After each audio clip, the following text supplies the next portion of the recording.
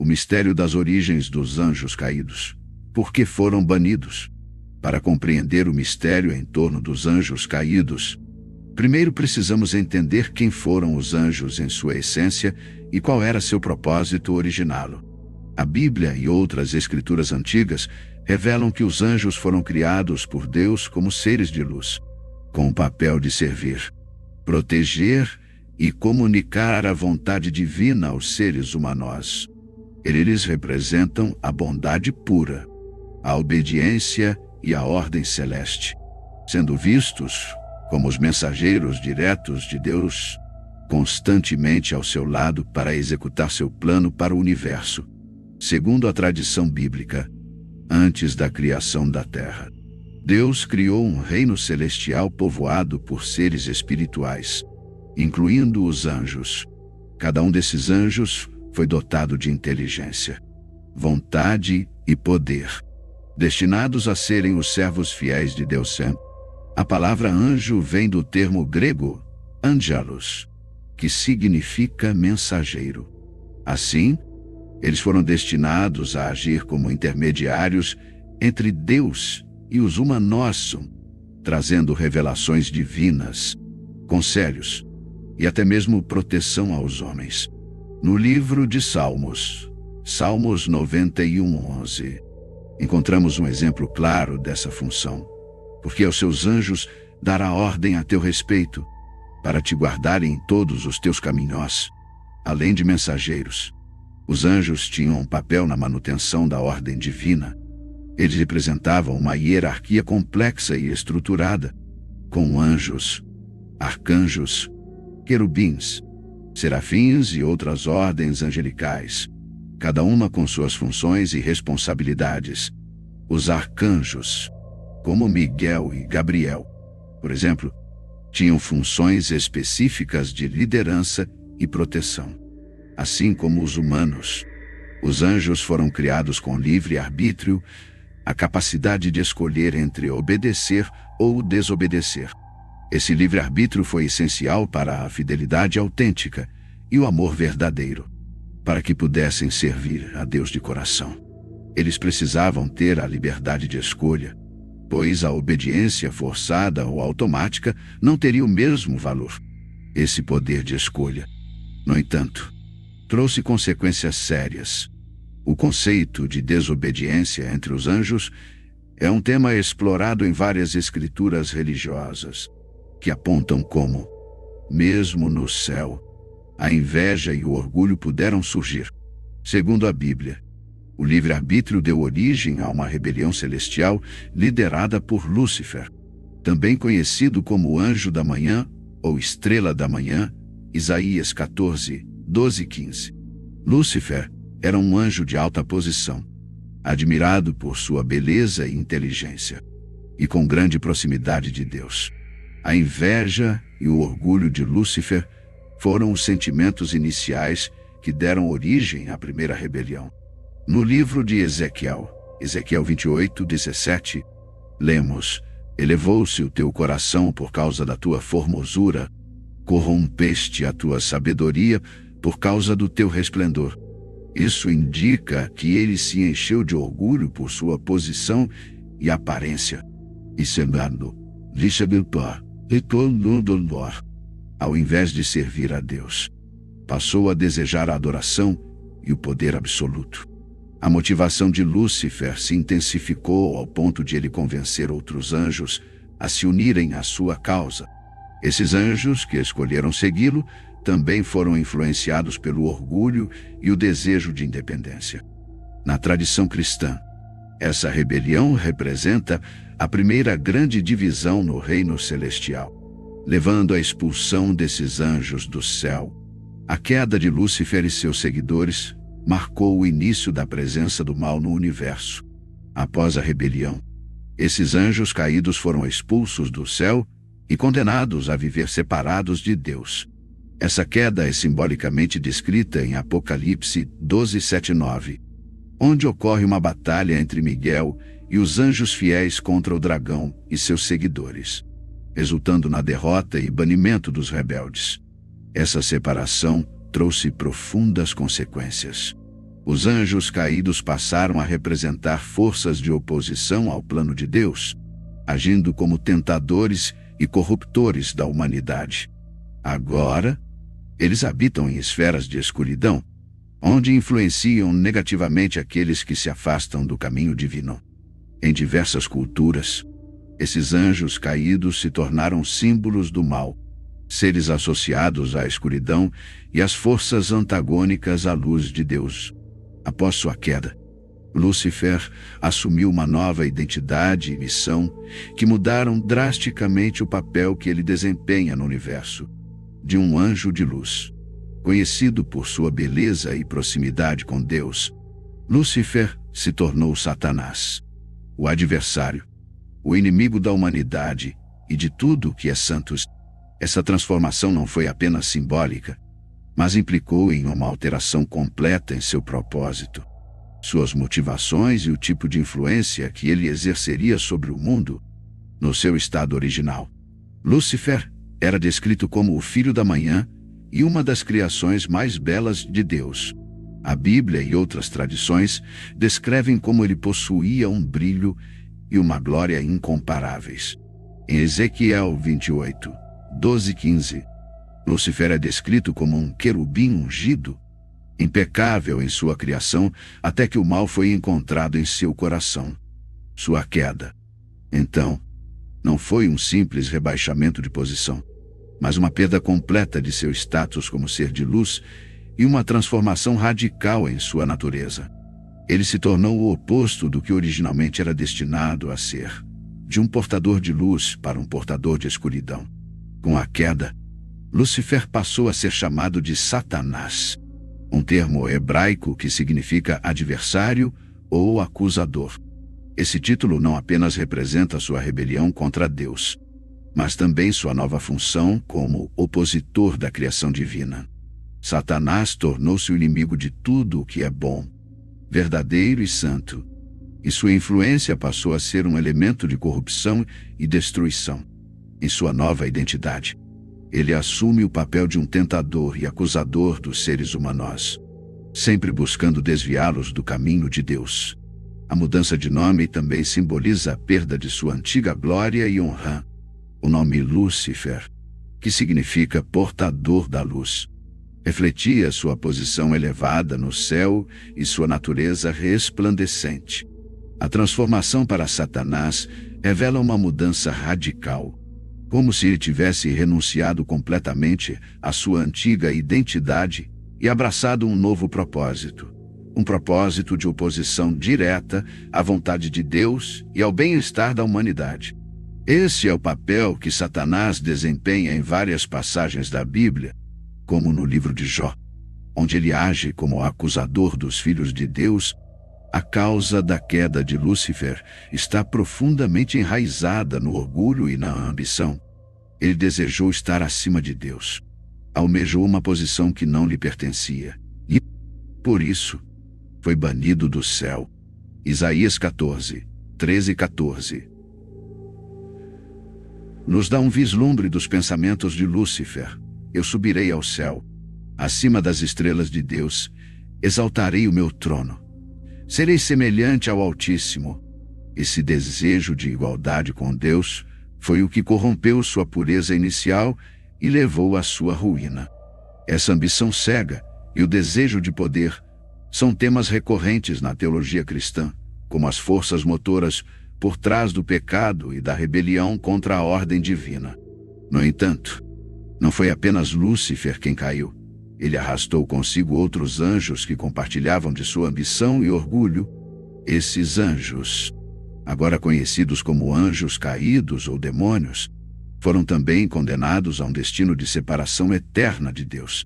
Juntos, eles formam uma hierarquia de forças malignas, todas unidas pela mesma rejeição ao plano divino e pela intenção de subverter a ordem estabelecida por Deus. Uma vez que foi destituído de sua posição celestial, Satanás tornou-se o maior inimigo da humanidade. Essa inimizade não é apenas um conflito, mas uma guerra espiritual que atravessa os tempos e que afeta cada pessoa. A Bíblia descreve Satanás como um leão que ruge, procurando a quem possa devorar. 1 Pedro 5:8, sempre à espreita, sempre em busca de oportunidades para enganar, destruir e afastar as almas de Deus. Satanás utiliza diversas estratégias para atingir seus objetivos, sendo a tentação e a acusação duas das suas principais ferramentas.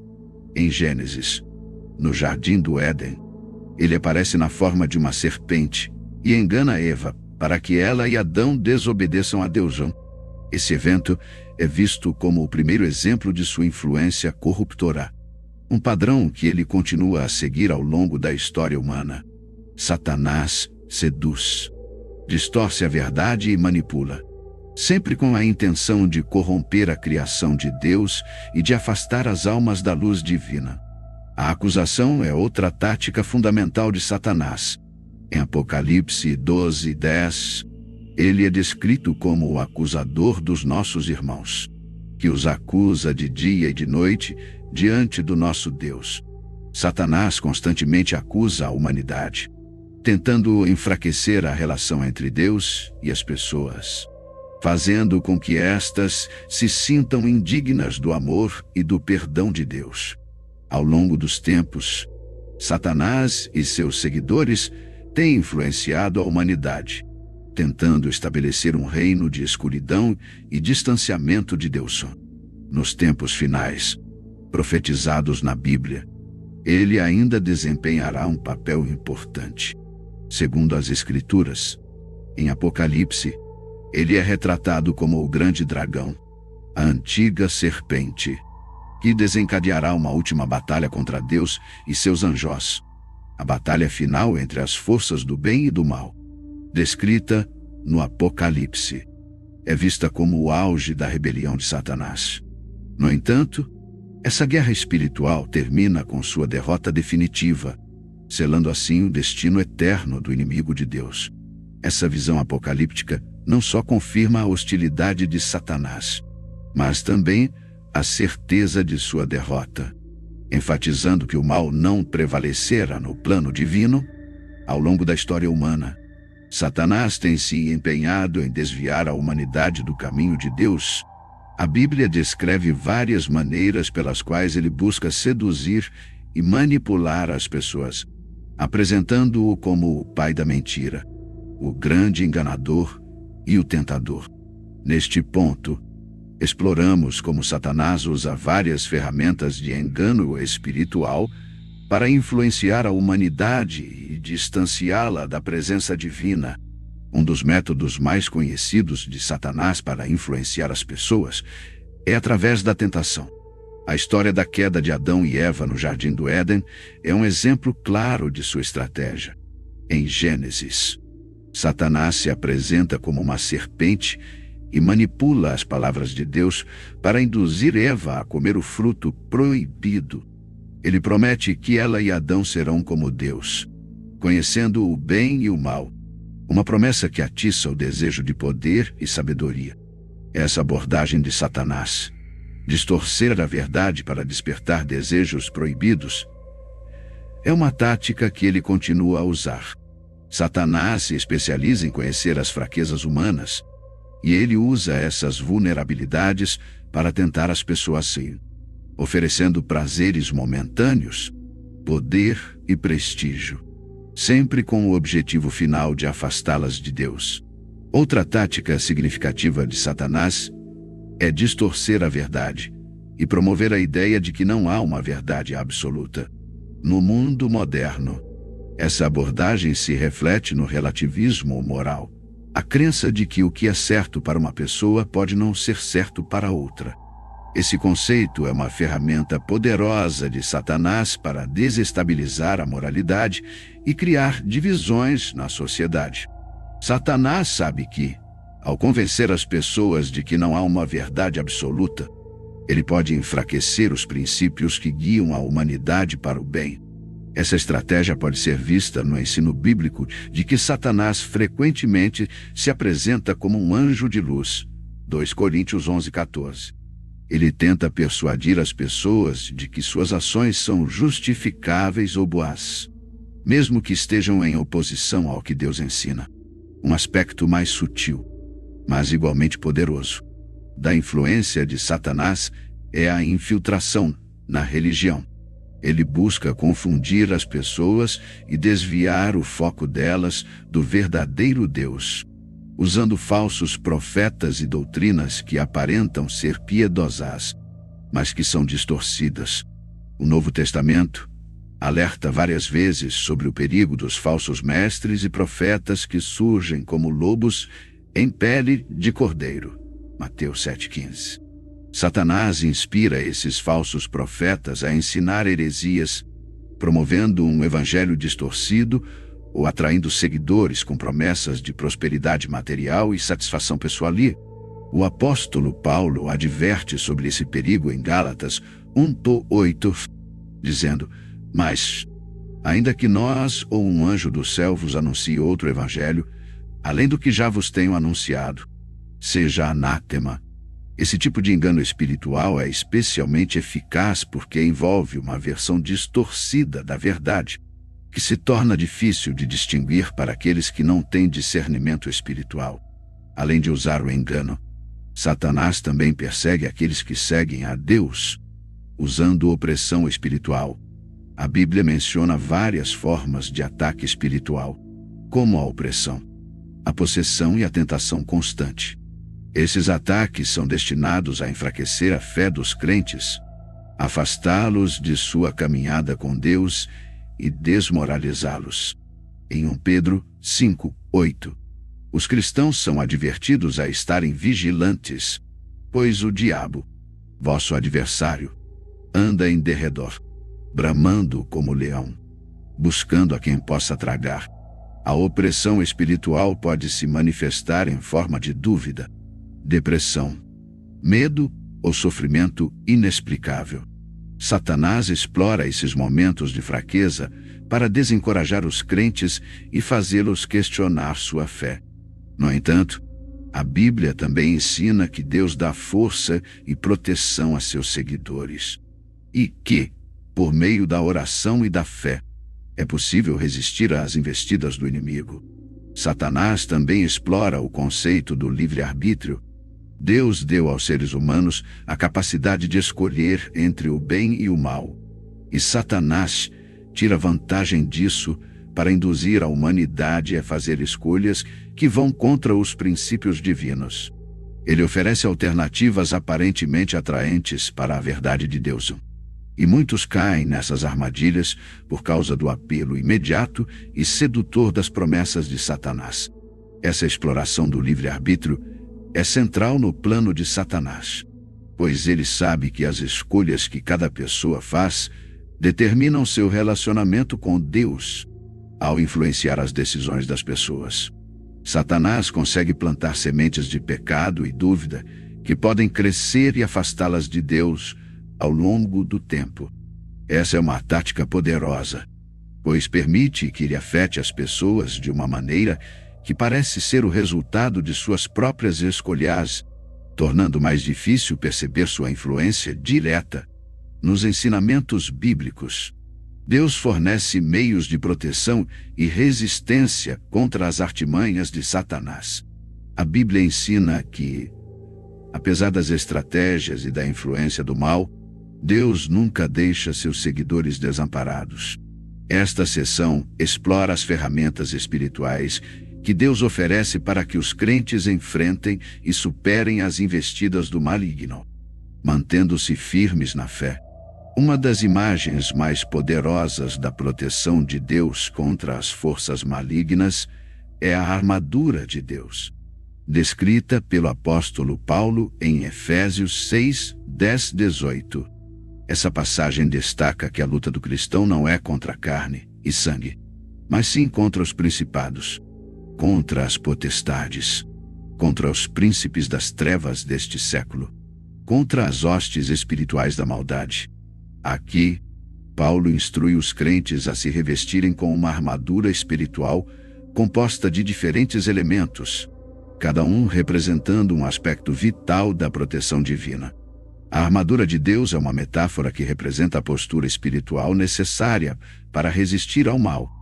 Ela incentiva os crentes a se fortalecerem na fé, buscarem a verdade e confiarem em Deus para proteção e orientação.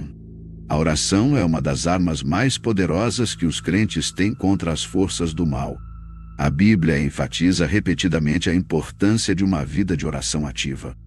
Em Tiago 4:7, somos aconselhados a resistir ao diabo, e ele fugirá de vós. A oração é uma maneira de buscar a presença de Deus, pedir sua intervenção e fortalecer a relação com o Criador. Quanto mais tempo o crente passa em oração, mais ele é preenchido pelo Espírito Santo, que o guia e o protege. A oração também atua como um canal de comunicação direta com Deus, permitindo que o crente expresse suas preocupações, peça discernimento e força, e receba sabedoria para enfrentar as provações. Além disso, a oração não só fortalece o indivíduo, mas também protege aqueles ao seu redor, pois ao orarmos por nossa família e amigos, pedimos proteção divina sobre suas vidas. O Espírito Santo desempenha um papel crucial na vida do crente, oferecendo orientação, conforto e discernimento. Em João 16, Jesus promete que o Espírito Santo nos guiará a toda a verdade. O Espírito Santo ajuda os crentes a discernirem entre a verdade e as mentiras do inimigo, oferecendo sabedoria para que possam identificar quando estão sendo influenciados por forças malignas. O Espírito também fortalece os crentes em momentos de fraqueza. Ele intercede por nós com gemidos inexprimíveis, Romanos 8:26, auxiliando-nos quando não sabemos como orar ou quando estamos em situações de grande aflição. É por meio do Espírito Santo que os crentes recebem dons espirituais, capacitando-os para a batalha espiritual contra as forças do mal, além da proteção individual. A Bíblia também enfatiza a importância da comunidade de fé, onde os crentes podem apoiar e encorajar uns aos outros. Em Hebreus 10:25, os cristãos são encorajados a não deixar de congregar-nos, como é costume de alguns. Antes, admoestemo-nos uns aos outros. Estar em comunhão com outros crentes fortalece a fé, pois permite que os cristãos compartilhem experiências, recebam apoio e se edifiquem mutuamente. A comunhão oferece uma rede de proteção, onde os crentes podem se ajudar e orar uns pelos outros, oferecendo força em tempos de fraqueza e ajudando a restaurar aqueles que enfrentam tentações. A Bíblia também ensina que há poder na oração coletiva. Em Mateus 18:20, Jesus diz: onde estiverem 2 ou 3 reunidos em meu nome, ali estou no meio deles. Isso mostra que a presença de Deus se faz forte quando há unidade e oração conjuntam. A palavra de Deus é uma fonte inesgotável de sabedoria e proteção. Em Salmos 119:11, o salmista diz: escondi a tua palavra no meu coração, para eu não pecar contra ti. O estudo da Bíblia ajuda os crentes a conhecerem as promessas de Deus e a discernirem suas verdades, oferecendo uma sólida base contra os enganos de Satanás.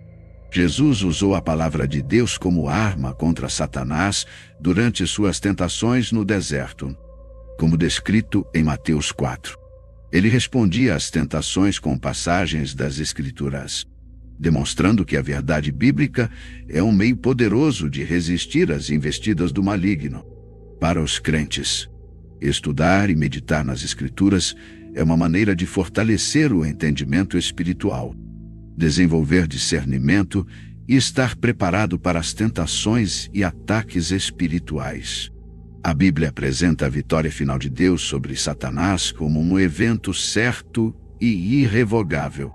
As Escrituras mostram que o poder de Deus é absoluto, e seu plano para a redenção da humanidade culmina na derrota definitiva do mal. Nesta última parte, discutiremos a promessa divina de um futuro onde o mal não existirá mais, e como essa promessa oferece esperança e consolo aos crentes de hoje. A visão de um mundo sem pecado e sem sofrimento é uma constante em várias passagens bíblicas, especialmente no livro do Apocalipse.